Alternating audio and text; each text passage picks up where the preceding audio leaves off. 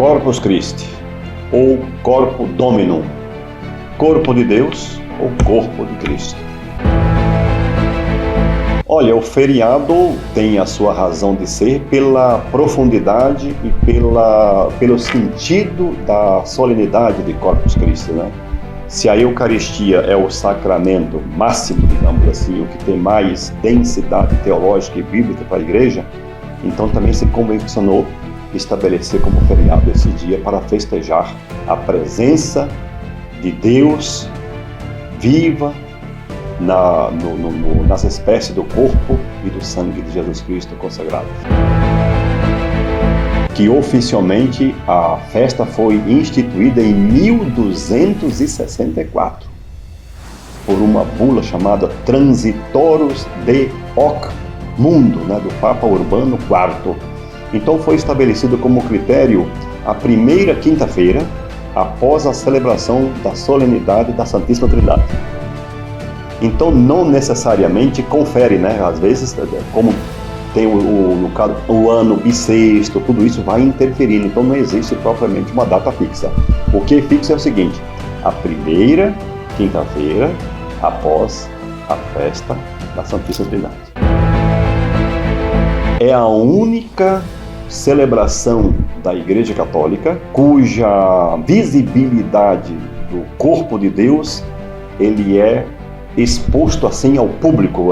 Jesus passeia pelas ruas das cidades, ele passeia pelas avenidas, ou seja, é uma celebração solene e pública do corpo de Deus que se faz presente na Eucaristia.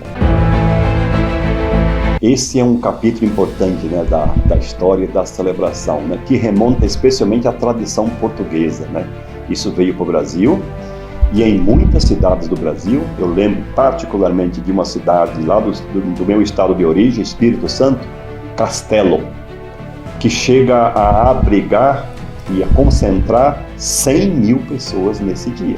É uma atração. Em muitas outras cidades do Brasil tem essa prática de preparar maravilhosos tapetes, ornamentos, E aí fica muito assim ao critério da criatividade do povo, com serragem, com pó de pedra, com pinturas, e sempre temas alusivos ao mistério da Santíssima Eucaristia.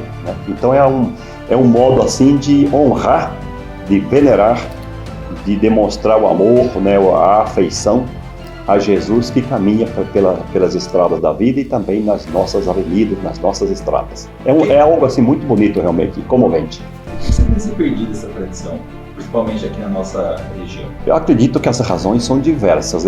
Uma delas, acredito eu, seja pelo fenômeno do urbanismo. Hoje está muito complicado, por exemplo, a gente promover procissões, eventos assim que há 20, 30, 50 anos atrás era muito tranquilo, Hoje, com avenidas tão movimentadas, com tantas exigências, de trânsito, de burocracia, e isso acaba inibindo um pouco esse protagonismo assim, da Igreja de apresentar-se publicamente. Essa é uma das razões, acredito eu, E depois também uma certa acomodação, acredito, também da parte da Igreja, da parte do povo de Deus, A gente vai se adaptando,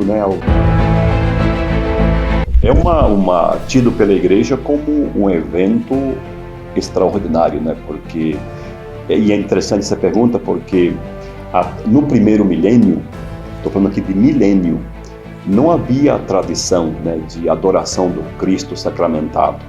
Isso começou no ano 1124, na Bélgica, na diocese de Liège, Começou-se ali no mosteiro, chamado Mont Corbilon.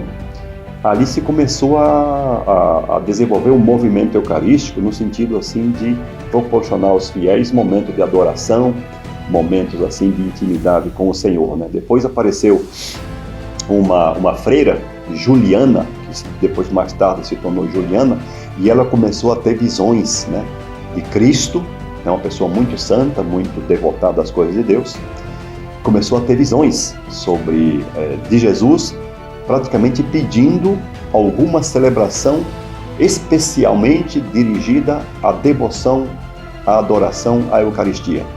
Então, a partir daí, a ideia começou a se espalhar. No início ela era muito tímida, né? É interessante isso, porque ela tinha essas visões, mas ela tinha um certo pudor de compartilhar isso com os outros, porque você sabe, né? Às vezes fala assim, você está tendo delírios. Às vezes acontece muito isso, né?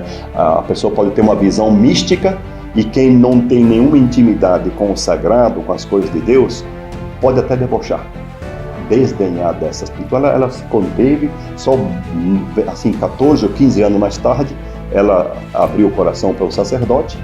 Ele começou a fazer um trabalho assim de divulgação do fato, chegou aos bispos e a partir daí se popularizou essa festa, né?